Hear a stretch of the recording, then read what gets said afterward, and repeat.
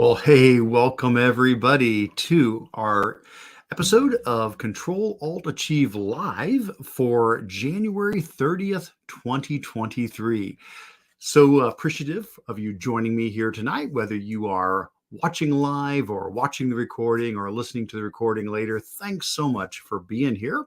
As always, you can get to the resources we're going to be exploring tonight at bit.ly/CAA-live. That will get you to a Google document. And if you scroll on down to the second page of that document, you will see the links that we're going to be exploring here tonight in just a few minutes. Now, while you're taking some time to pull that up, do a quick introduction. So howdy, everybody. My name is Eric Kurtz. I'm an EdTech specialist up here in Northeast Ohio. That's my day job, working with some schools here in Northeast Ohio. And then on the side, I run my website, Control Alt Achieve, where I share out loads and loads and loads of EdTech resources. You can connect with me in a bunch of ways when you do pull up that document, again, at bit.ly/CAA-live. You'll see all of my connection information there on the first page if you want to pull up the blog or email, Twitter, YouTube. I've also got an email discussion group you can join if you want to chat with other amazing educators, and a free weekly email newsletter that I send out, as well as many other links. All that stuff available for you up in the top of that document. We typically do these sessions each Monday night. If you scroll down past my contact information, you'll see some of the upcoming streams that we have going on here. Tonight, here's the one we're in right now, the one for January 30th. Next week, February 6th, will be our next one. And you can already see I've got the YouTube link and Facebook link and LinkedIn link, all of those available there for you. So you can get those ready to go for next week. And if you want to stay in the loop, I do have a Google Calendar you can subscribe to, so you'll have all of these events available to you and easy to see anytime that I'm doing one of these live streams. Now, in addition to me talking to you, I want to hear from you guys. So there's a lot of ways to leave feedback throughout this session. Certainly, the chat feature of however you're watching this, whether it's YouTube or Facebook or LinkedIn, please feel free to say hi, to introduce yourself, throw something in the chat, and all throughout the time that we have together tonight, same thing. If you've got a question, if you've got a comment, if you've got a suggestion, throw it in the chat. I'll do my best to keep an eye on the chat and respond to your questions and comments throughout this session. Now, you can also just leave comments right here in the document if you want. That's fine as well. I do have commenting turned on. And lastly, I do have a Google form that if you prefer to submit a question that way, that's another good option for you there. Whatever works best for you, I would love to hear from you guys throughout the session. All right. Well, again, hopefully that gave you some time to get everything queued up and logged in and pulled up. But one more time for those who are just joining us, make sure you have bit.ly/CAA-live pulled up. That'll get you into this Google document and all the resources that we're going to be taking a look at right now. So let's go ahead and do that. Let's scroll on down to the second page of the document. And each week, what we like to do is look at some EdTech links that I've come across from around the web, as well as share out anything new that I have put on my blog. Now, this week, I've got 5 things from around the web and 3 things from my blog. So that's what we're going to take a look at. So to start off with, let's begin with our resources from around the web. All right, the first resource here, and tell you what, let me go ahead and I'll put this up full screen so you can see it a little bit better, and I'll take off that banner so I'm not covering everything up. That looks a little bit better. All right, excellent. So our first resource we're going to be taking a look at here tonight is one called Study Hall. Now, Study Hall is a YouTube website, and it's a regular website as well. They kind of work together. So I'm going to bring both of these up. Let me open up the YouTube site. I'll probably have to pause their video that plays. Oh, it's not playing automatically. Good. Wasn't sure if it would or not. And then I'll open up the website as well. Let me explain what this is all about. So this is a collaboration between a couple of different entities here. So it's YouTube to begin with, of course, but then it's a particular channel on YouTube, which is Crash Course. You may be familiar with them. I love Crash Course. They share so many wonderful educational videos on there. But then the other partner in this is with the university. I believe this is from Arizona State University. They have partnered up here as well. And so, what is this? What is this YouTube channel? What is this website? What is this all about? Well, the idea is to help, first of all, prepare students for college, and also to help them in their first year of college to be able to take classes online through this service if they wish to, and even get credit at an incredibly reduced price. So let's just run through the whole gist of this. So, first thing first, getting students ready for college. So they have a set of videos that you can either access through their YouTube channel or right here on the webpage that they call How to College. And so How to College is a set of videos that kind of covers everything you need, from choosing a school to how to apply for student loans to finding ways to earn money while in college. It's all of these things that could really benefit students as they are just approaching the idea of, okay, I'm getting ready to head off to college. What are some of the things I need to know? So they have the How to College series that is available here. Next up, they've got a section called Fast Guides. And this is more about learning about majors. And so what they've done here is they've taken a bunch of different majors that you could choose in college, and they've explained the basics of those, why you would pick those, where those degrees may take you in your career. Again, you can do this from the website or from the YouTube channel. For example, if I go to their playlists section here, you'll see there's the How to College, and here is the Fast Guides that they've got set up. Now, all of that's great just in itself. That's fantastic. I know I would have appreciated that when I was a junior, a senior in high school, getting ready to go to college. That would have helped me understand a whole lot more. But then the next thing in here is what they call College Foundations. And so what they have here are some courses that they are providing, at least introductions to here in these videos, that cover some major basic college introductory courses that you would normally be taking in college. Again, these are available here on the YouTube channel as well. Now, here's the way this works. Basically, what you can do is you can just start by watching the videos right on YouTube or right here on the website. And they've got quite a bunch of them that you can view already to get a feel for, okay, what is this course like? And you can see the courses include things like, let's see what we have here. We've got human communication. We've got U.S. history to 1865, real world college math, rhetoric and composition. So you can start off by watching quite a number of videos. You can see there's around 20 videos in each one of these. Now, if you decide, hey, this is pretty good, I like this, I think I want to actually take these classes on my own and just get them out of the way, take care of these before I go to college, then what you can do is here on their website, you can register for these courses, and they're $25 each. Now, what that means is you'll have access to the entire full course, and you'll have assignments to complete. There'll be opportunities to connect with other people. So it's not just, you are still working through at your own pace, but there's going to be expectations each week for you to complete things.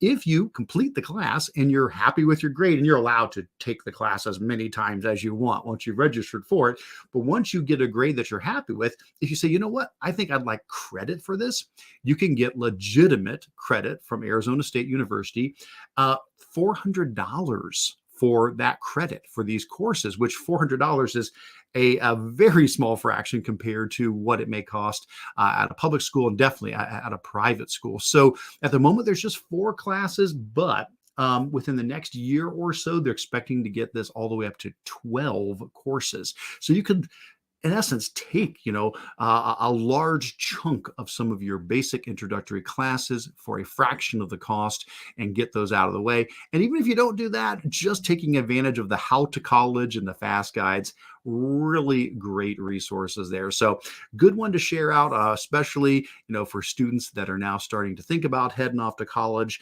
I think you could definitely target a lot of juniors with this to get them thinking. But if there are some seniors who maybe want to do some of this in conjunction with what they're doing as they're heading off to college, really nice to have that. I did see a question pop up here. Do they have hours available just for hourly credit? So Andy, I'm not sure from what I know, and so I would encourage you absolutely dive in here and take a look, and you may be able to find more than I found on this. But my understanding is that you can take any of these courses for $25, complete the whole course, be absolutely done with it. If you want credit for it, it is just for each of these individual courses. And again, that was at, I believe, $400 for a credit for those courses. But again, that's as far as I have dived into it. So I definitely could be missing something here. I definitely encourage you to explore this a little bit more if you would like. But I can tell you, I've benefited a lot from Crash Course. They've got a really unique style, the way they present things. So you've got the actual, professors, the folks who are instructing these courses at Arizona State University. So you've got their expertise partnering with the creativity and the way that Crash Course puts things together. So no matter what, this is going to be very enjoyable, very educational, very engaging content here. And if that's all you do with it, fantastic. If it helps prepare folks for college and feel more prepared, that's wonderful. But I could definitely see some folks saying, you know what, I'm going to chip off some courses. I'm going to actually get these courses. Now, there's only 4 at the moment, but there'll be up to 12 eventually. I want to get these out of the way so that when I head off to college, I have less that I'm going to need to take care of. And at this reduced cost, that is excellent. So anyway, came across that one this week on the YouTube blog. There's a bunch of blogs I subscribe to. I subscribe to the YouTube blog, and this was one that they posted saying, hey, we're just about ready to launch these courses. I believe they start in March for the actual courses. You can watch all the first videos to begin with, but the interactive course with the assignment starts in March. So wanted to pass that on to everybody. I hope that can be valuable for some of your schools out there. All right, let's keep on moving though. So next up, we're going to talk about something called LuminPDF, which is a free set of tools for K-12 teachers. Now, this one I came across from Ryan Collins. I think I've mentioned Ryan before. He's an Ohio EdTech friend of mine, and he puts out a great newsletter as well. And I've seen this mentioned before. Lumin has popped up here and there, so it was kind of on my radar. But when Ryan shared it, I said, yeah, I got to take a look at this. So here's the idea behind it. This is a PDF annotating tool, as well as a few other things, but that's what they focus on. Their main focus with Lumin is tools to help you interact with PDFs. As you can see, they've got a little drop down at the top where there's things like signing a PDF, marking up PDF documents. They have a few other tools beyond that, like creating fillable PDFs and editing PDFs and so forth. But the idea is this is something that a lot of schools are trying to find a good solution for. And there are a bunch. Don't get me wrong. There's a lot of ways. I think, there's fantastic tools out there like Kami and DocHub. Chromebooks themselves have PDF annotation built into them. So there's a lot of possibilities here, but this is one more that I think definitely is worth taking a look at. So here's the idea. Lumin, of course, has their plans and pricing for commercial use. For anybody who would want to use this, who is not educational, but for K-12 teachers, it's free. It's just free. So they've got access to their main tools that I mentioned, the annotation tool, so the ability to go in and use a highlighter to highlight things in a PDF, or to draw on the PDF, or to type on the PDF, or to leave comments in the PDF. So whether I was a teacher who is leaving feedback on a student's work that happens to be in PDF format, or if I'm a student and I've been given a document from my teacher in PDF format, and I'm going to want to annotate it. I'm going to want to write in that PDF. This just makes it a lot easier to be able to do. And again, for K-12, totally free. So basically the way it works is you would come here and you see you want to register. And I did this. I did this last week. I went in and registered. And what they do is they just ask you a couple of basic questions. They basically just want to know, who are you and where do you work?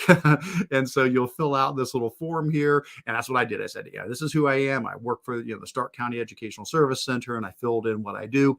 And then they will get in touch with you. And the way this works is there's two ways you can get it free. You can just say, okay, I'm just going to use this as a teacher, just on my own, not, I'm not having this rolled out to the entire school. I'm just going to use this myself as a teacher because, wow, that's great to have a free PDF annotation tool. And even the e-signature option. That's nice. I've talked about ways to sign a PDF, but that's awesome to have something that's just free and available to make it easy to be able to do that. Well, that's step one. Step two is, though, if you think, you know what? Actually, I think our whole school could benefit from this, not just me. I want my students to be able to use it, all the teachers. And again, it's just an option. You can still use other PDF tools, but this could just be one more in your toolbox. In that case, what you want to do is during the sign up, there's an option to indicate if you want this to be have them contact you about having the entire school get this. And that's what I did too. I said, yes, I think this would be beneficial for our entire educational service agency to have. And so they emailed me, and I jumped on a quick Zoom meet with one of their reps today, and we chatted, and they were so pleasant. And then they just wrote me back about an hour ago saying, yep, everything looks good. Here's what you need to do now to move forward. And we're going to be able to let this be available to all of our employees and the teacher and the students that we support as just another useful PDF annotation and signing tool. So if you haven't ever heard of Lumen before, I think it's worth taking some time to check it out and see if this would be a good one to include in your bag of tricks. If you've got other suggestions for PDF tools, please feel free to share those as well. If you have used Lumen, I'd love to hear from you. But big thanks out to Ryan Collins for getting this on my radar. I think it's always great for us as schools to take advantage of these free resources that are available for us. So that is Lumen PDF Editor. Awesome. Let's keep on going. So what's up next? Slow reveal graphs. Oh, I love this one. Now, this is actually an older one that I've come across. I mean, they're updating it all the time. But slow reveal graphs is one that I have shared some other ways in the past, but it popped up in my feeds again. I don't remember what site I was on, but I was on some site and they were sharing, oh, here's some new slow reveal graphs that have come out. I said, oh yeah, I forgot about that site. So what better time to share it? So I want to make sure I got this out to you guys. So if you don't know, what is slow reveal graphs? So this is a website, and I want to give credit to Jenna, who does this website. Thank you, Jenna, so much. It is phenomenal. Basically, what she does is she'll find an engaging or interesting chart or graph from just the daily headlines. So these are current event things that are going on in the world right now. She'll come across a really interesting chart or graph. And as you look here, you'll see these are just a few of the most recent ones. You can always click, show me more and keep on going. You can also, I believe there's a search option. You can narrow, yes, there's a search option, and you can narrow it down into, specific things you're looking for. But a lot of these are dealing with current events, math, science, humanities, etc. Some of them are just fun too. Like for our example today, I'm going to use this one: speed compared with accuracy of your order in a fast food drive-through. That's the one I'm going to pull up just because I think it's a pretty fun graph.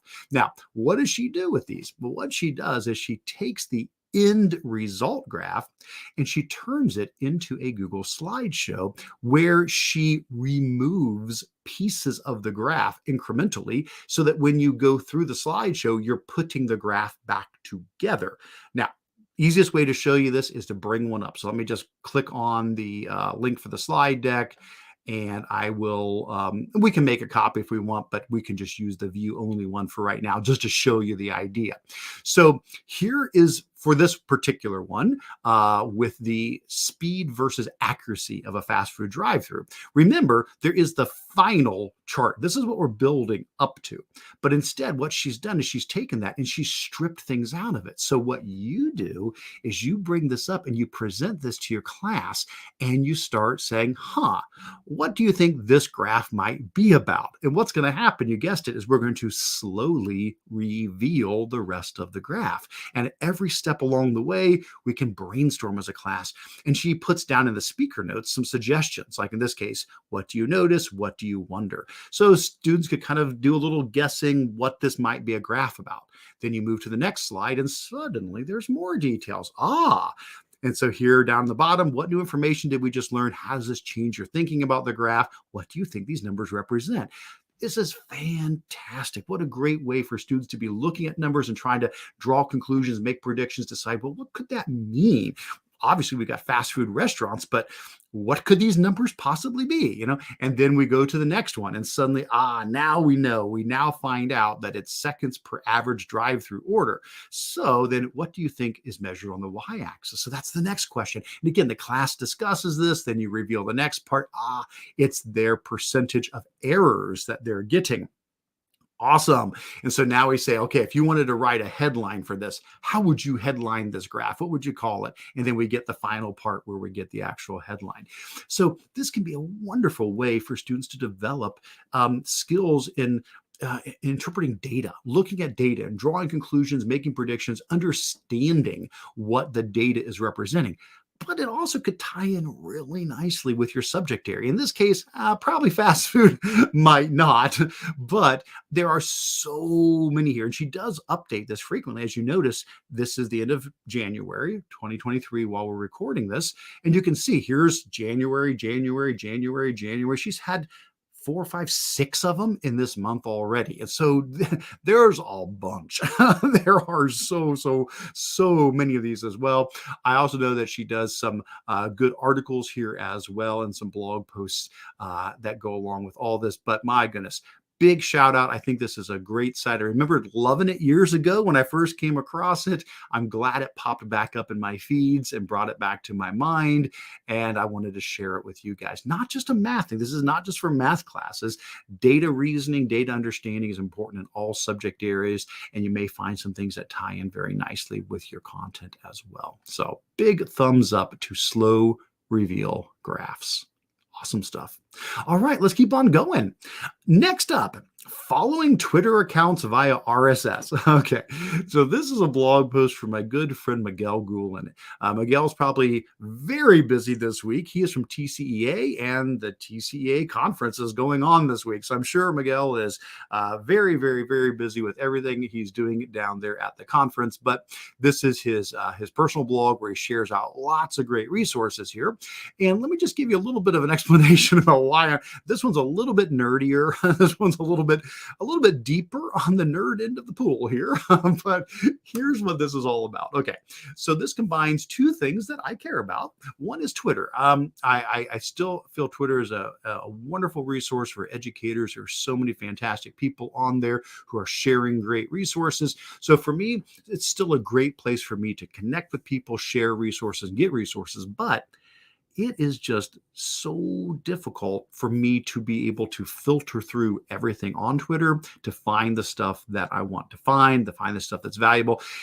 So I'll just be honest with you guys. I find myself, not heading to the Twitter website as often as I would like to. I find myself not being very efficient. I think I'm missing things that people are sharing. And I've tried a bunch of different things. Nothing's quite worked for me. So I said, you know what? This might, because it combines RSS. Now, I've probably talked about this before. I'm sure you've heard me talking about RSS before. RSS stands for Real Simple Syndication. And the idea is any website you go to, well, mostly blogs, but most any website that periodically updates new content has an RSS feed that if you copy that, you can throw it into an RSS reader to pull everything into one place. Now, this can be its own whole thing at some point, but I'm just going to pull over my RSS reader. I use one that is called Feedly. So this is what mine looks like. I've probably shown it before. So this is my personal account here with my Feedly pulled up. And so what I do in Feedly is I add feeds. I come here and I click the add button and I put in a link to a website that I want to follow. And then I can add that into these categories. I've got a category of Google sites, EdTech sites, sites that are subject specific, sites that are more education oriented. So like if I go to Google, these are from all sorts of different Google blogs. If I go to EdTech, these are from some of my favorite EdTech people out there. These are their blogs. So I use Feedly to pull all of their headlines to me rather than me going out. Because look, under EdTech, I think I have 122 plus these, like 130 blogs that I follow. There's no way I could get out to all of those. So instead, they come to me. I go to one place, I go click, click, click, click, click. I go down, I read through them. And if I find one that's interesting, I go visit it and dive in deeper. Well, guess what? Turns out you can do that with Twitter too. So basically what I can do is I can take somebody that I like on Twitter, somebody that I follow, and I can add their username to the end of this. So this is a service through OpenRSS. OpenRSS is the service. That's who's doing this. So openrss.org allows you to take people and put them into your Twitter feed here. So for example, I have done that here in my RSS. I've come here and I now have a category called tweets. And I just added a few people in. I threw in Jake Miller, my good friend just down the road. He lives close to me. Tony Vincent. Love Tony Vincent. I threw in Google for Education as an example. And so when I added those in, now I can come here and just like it pulls the headlines for these blogs, it pulls the most recent tweets from these people. Now, does that mean I'm going to be better at checking these? I hope so, because I do spend a lot of time in Feedly. It's my go-to place to check up on all these blogs. I try to come here several times a week. So I'm hoping if I'm already good about using it here, then I'll say, oh, awesome. Looks like Tony posted something new. Okay, what's Tony got here? Oh, I got to check that out, And so I'm hoping that this will work better for me than some of the other things I have tried. Now, again, if you're not sure how this works, what we're trying to do here, the idea, again, is let's say I go, I'll pull up my Twitter profile. So let's say I go to Twitter. Oh, gotta wake my keyboard up. Hang on a second here. Okay, let's go to twitter.com and let's go to my profile here. Give it a second to pull that up. Okay, so here's my profile. So if I don't need to follow myself, obviously I'm just using this as an example. The idea is what you're going to do is we're going to take this link, openrss.org, followed by this part, twitter.com/the person's username. So let's try that out. Let's take that link. I'm going to come over here to Feedly, and this works with any RSS tool. I use Feedly. Miguel used something else. His was called Feedbro. He uses Feedbro. But this is the one I'm used to using. So I could come here and say, let's add this feed.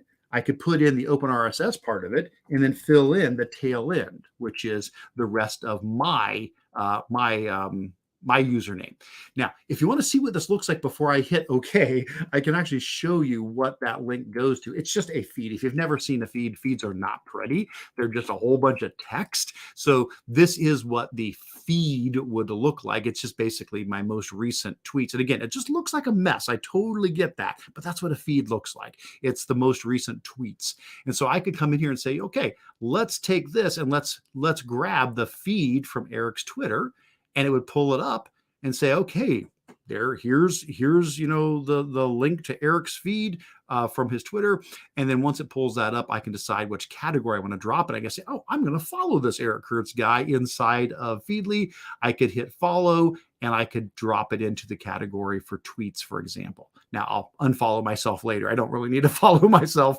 But now if I go here, I will see that my recent tweets are showing up in here as well. Now I can just look at it. I can just look at just Jake, or I can look at just Google, or just myself.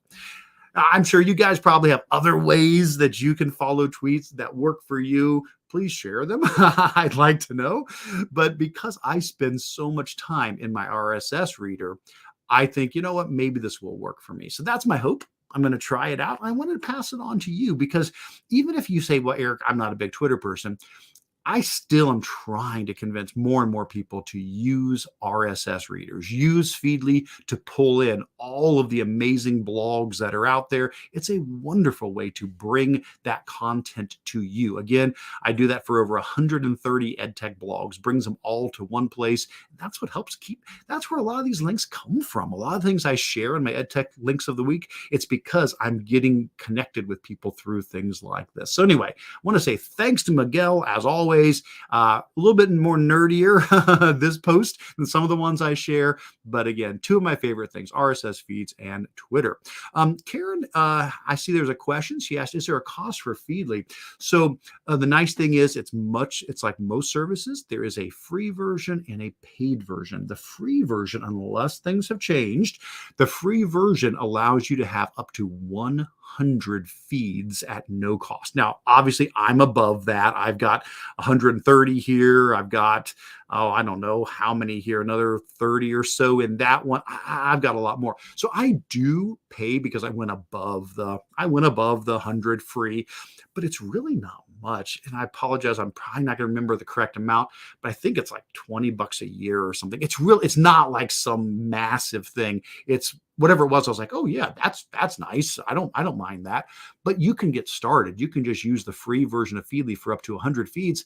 That may be all you need, or at least it'll be enough for you to decide whether you like it or not. But I mean, it was a long time before I needed to move up to a paid version of this because, it was quite a while before I had 100 different blogs that I was following. So yeah, awesome. All right. So I hope that helps Karen with that. Oh, hey, Melissa's here. Just saw Melissa down at FETC. Thanks so much for being here tonight. She says she checks my Twitter feed and Tony's every day. Well, thanks, Melissa. I can totally say that makes total sense with Tony. He deserves to be followed. I hope the stuff I'm putting out is likewise beneficial, but thank you so much for saying that, Melissa. That is great. Let me see. Maria said, how is this different from getting notifications from specific people we're following? Well, I don't know that I would say ultimately it's different. It's where you go to get those. So instead of getting a notification popping up on my phone, basically they're all queuing up waiting for me to go to them. So, because I don't know, I'm just trying to find a way that works for me.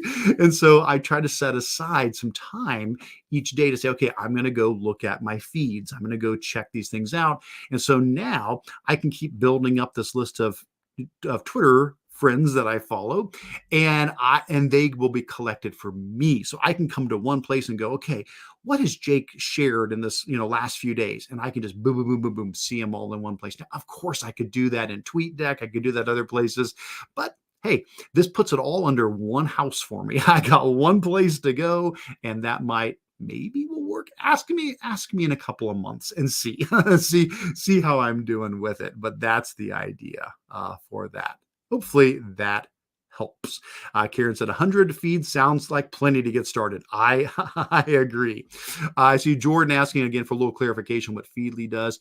Feedly is an RSS aggregator. So what that means is you come here, you click on the plus button, you tell it sites that you like, and every time something new is posted to that site, Feedly will bring it here for you. So instead of you going out to 100 different sites, you check one place and here are all of the most recent posts. So I can say, oh, it looks like, here's something new from, Tech and Learning. I'll just click that as an example. So I could click on that and I can get at least the blurb of what their article is about. And if I go, oh, I think I do want to check that one out, then I'll click on there and I'll go out further. Now, some of them like usually mine, the entire article shows up. I don't just have a blurb come out. So you'll get like the whole article there. A lot of people do that. Not everybody does. It just depends. But at the very least, you'll at least get the beginning blurb of their post, enough to know, oh, I do want to check that out. That looks like something I really should look into. So that's the idea. It brings the internet to me rather than me going out to 100 different sites. All right. Good stuff. Well, thanks everybody for the questions. And again, thanks to Tony. Really appreciate him. Or excuse me, Miguel. But Tony, I love Tony too. But thanks to Miguel. Credit where credit's due. Thanks to Miguel for taking the time to share that out. I thought that was worth passing on to folks. Good stuff. And that brings us to our final Around the Web. And then I got a couple of things from my blog to share. So the last Around the Web, this feels like it's just a recurring segment, AI. I'm feeling every week we're going to have some update with AI. Well, that makes sense. I wouldn't be surprised if this is a frequent thing popping up on here. This one is another AI checker. Remember last week, if you scroll down, I should say last week, it was 2 weeks ago, I've been gone at FETC, the Future of Education Technology Conference, typically in Florida. It was in New Orleans this year. So I had a week off as I was down there. Wasn't able to do the stream last week. But if you go down to 2 weeks ago, you'll see I think we shared a couple other ones. We talked about GPT-0. We talked about the Hugging Face one that they have that will do AI detecting. Well, there's a new kid on the block. And so this new one is called AI Writing Check. What makes it different? Well, one of the things that makes it different is who it's from. Now, I'm not saying the other ones, I think the other ones are fantastic, but I do know these companies. And so that kind of encourages me that maybe this will stay around. It's not going to go away. This is from Quill and CommonLit. If you're not familiar with them, awesome. Quill and CommonLit, they have so many good resources they put out to help with reading and reading comprehension and writing. Fantastic. So they in themselves, each of them deserve their own place some week on here. I should include Quill and CommonLit as their own entries, and we can dive into them deeper.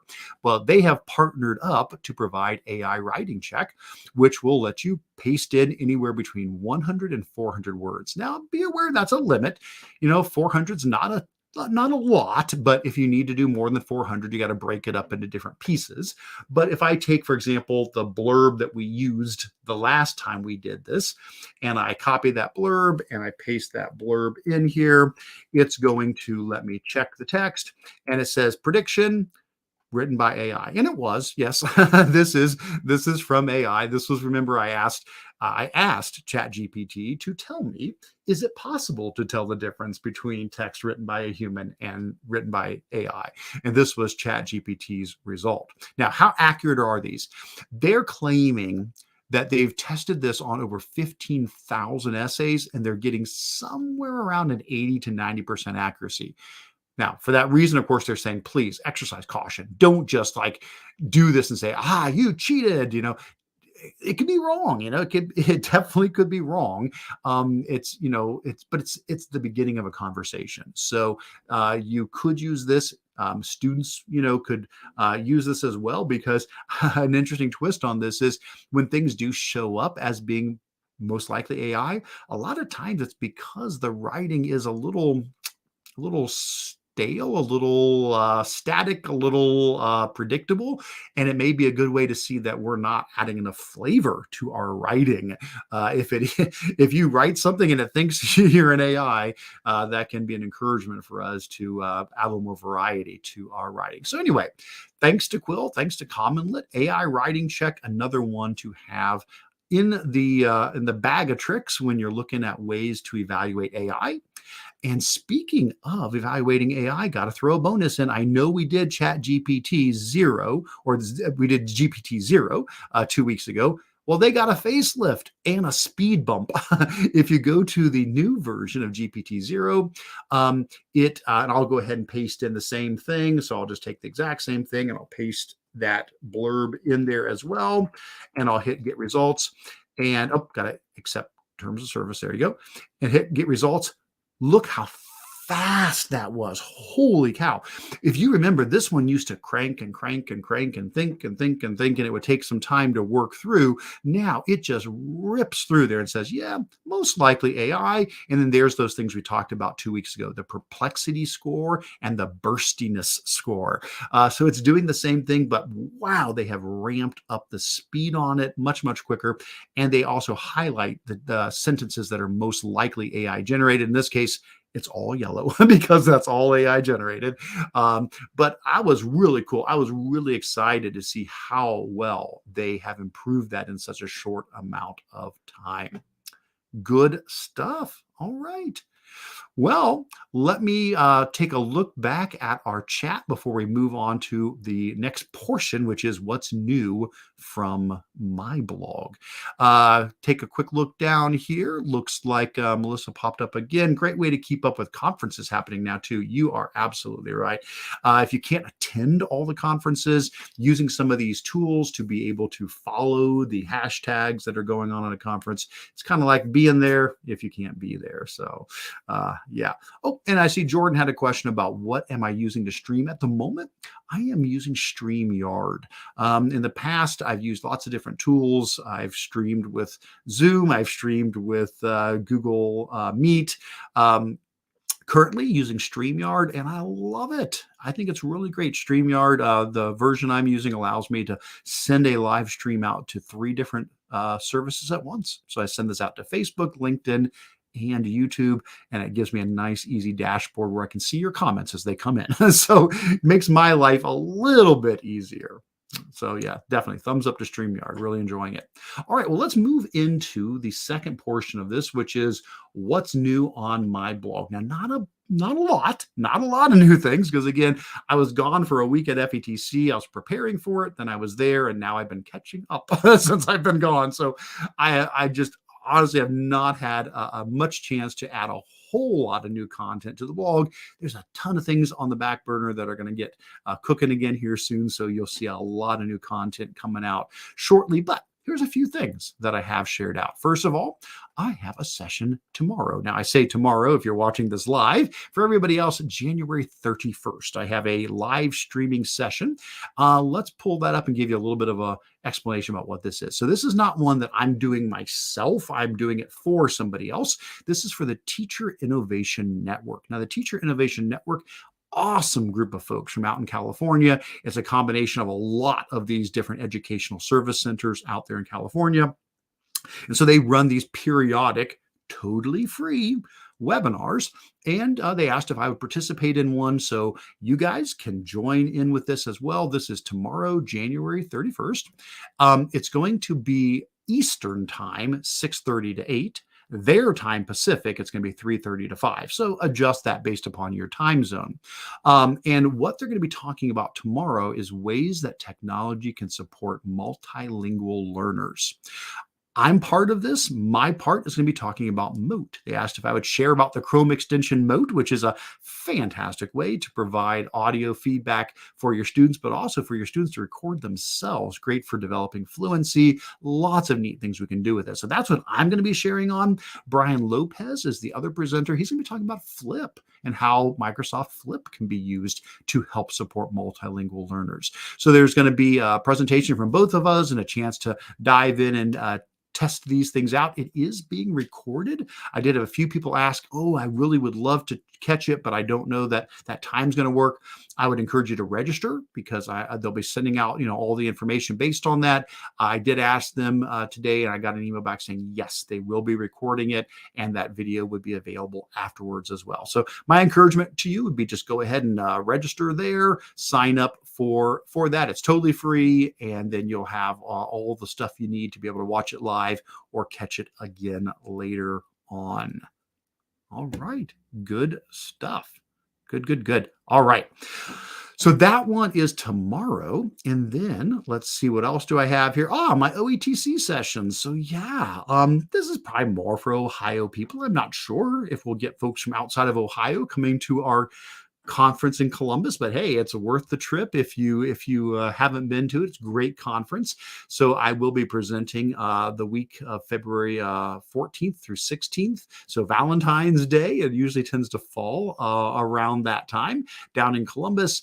And I have my full session list available now. So you can see what I'll be presenting each day, a couple of different sessions talking about my Chromebook session, my YouTube session, Hipster Google, tools tools to support all learners, a Google Sheets deep dive, a keynote on the Bionic Educator talking about AI and what it means in education, and a session on Google Docs, creative ways for using it. If you're going to attend, I would encourage you to also jump into our shared document. This is a sharing document where you can put in that you're attending, if you're presenting, if there's any tips or tricks you want to share, questions you have about the conference. This is an editable sharing document that anybody can jump in as well. So if you haven't had a chance to sign up yet, all the information is here. At the top, you'll see the oetc.ohio.gov link that will let you get more information and register for that conference. Good stuff. All right. Oh, I did see another comment pop up. Doing my best to keep an eye on these. Gabrielle says, instead of being a distraction as notifications can be, you go to Feedly with intention. Gabrielle, I like that way of looking at it. That's right. Rather than just my phone buzzing all the time, it all goes to one place. It all goes to Feedly. Then when I have time, I go there and I work through it. And I think that's a better way to give me a little bit more agency, I think, in not being driven by all the notifications that I get. All right. And then one last thing that I shared recently, and that was what's new in Google. So most often, once a month, we have our Google Educator Group of Ohio meetings. They're typically at the end of the month. We did it a little bit early this month because we did not have one in December and because of FETC. So kind of wedge it in there. So mid-January, we ran this. These are, again, totally free. Anybody can join these. We welcome folks. You don't have to be from Ohio. You can be from anywhere, just as long as you're interested in using Google tools within your school. And so the one that we ran in mid-January, the recording is available and the agenda is available from that. If you go to watch the recording, I would probably encourage you to actually go to the YouTube link, and I will pull it up here and I'll pause it. There we go. Because what's nice about that is these are kind of long. They're almost like 2 hours long. If you go to the description below the video, you'll see I have timestamps for all the different things we talk about during the meeting. So rather than trying to skip through it this way, coming down here and finding the spot in particular that you're interested in, that can be a really helpful way for you to be able to find what you're looking for. Having said that, though, another good idea is just increase the speed. You can also adjust the speed. Play is at like 2 times the speed, and you can zip through it a little faster there as well. But again, each month these are available. We do have an agenda document each month that has all the resources that we go through. So we've got things like, upcoming events, but mostly we focus on what's new in Google. What are the new things that have come out in the last month or so? We also have a show and tell section where we share tips and tricks, and a Q&A section where we answer questions. So I would encourage you, if you didn't get a chance to check out this month's GEG Ohio, the recording is available, the agenda is available. Our next meeting for that is coming up at the end of February. But just to show you kind of the idea of the things we share, so let me just pick out one thing from this as an example here. So if I come to what's new in Google, some of the cool things that we shared, one of them was this new follow feature in Google Slides. I don't know if you guys have had a chance to see this one yet, but this is one that we demonstrated. So here's the idea behind it. Let's say I pull up a slideshow. So I'm just going to grab one of my training slideshows. I'll grab my Chromebook slideshow, make sure I pull that up. There it is. Okay. So let's say I have this Chromebook slideshow and I share it with somebody. So I come in here and I share this with somebody. Well, I'm going to open it up in a second account. So this is my trainer account. Let me grab my personal account. Here's my personal account. So now I'm opening the slideshow twice. So here I am, my Gmail account. This is my Gmail account.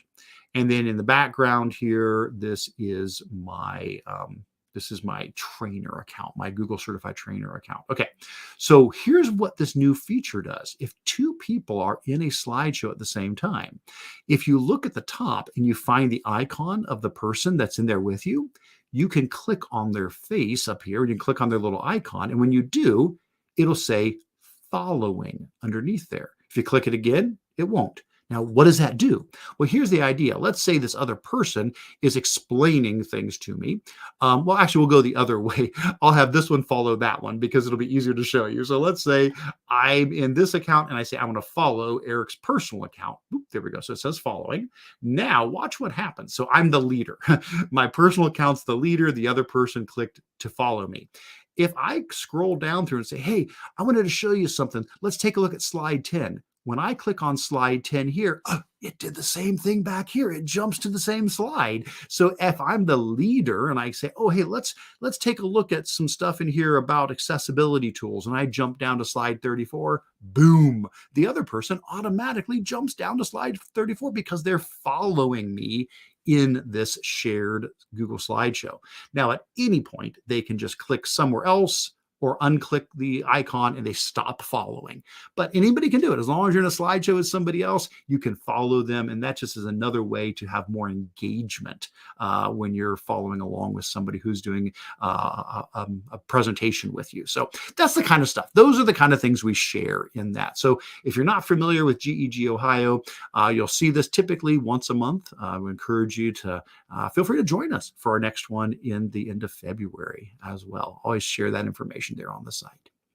All right. Well, that is the last of the things I was going to share. I'm going to take a moment to see if there's any more comments or questions or suggestions from folks here. So doing a quick look around at the comments, looks like awesome stuff. Everybody's sharing good, positive things there. Looks good. So tell you what, unless something else pops up there in the comment, I'm going to go ahead and begin my wrap up here. I'll jump back up on the screen so you guys can see me. So thanks so much. Thank you so much for taking the time to join me tonight, whether live or watching the recording or listening to the podcast version of this later, whatever. I really appreciate you doing that. Want to remind you that our next one will be next Monday, February 6th. After that, I will get the rest of them listed in here. There may be a couple of weeks where we don't have it because of some conferences. OETC probably will be one of those, but I do have this scheduled for next week. So I'll for sure see you then. Check back and I'll get some more added in there. And always, the easiest thing to do is just subscribe to the calendar right there on the first page. That way you'll always know when the upcoming live streams are going to be. But other than that, thank you so much for being part of this tonight. I really appreciate it. I look forward to hearing from you and learning from you and learning with you next time. Take care, everybody. Thanks again so much.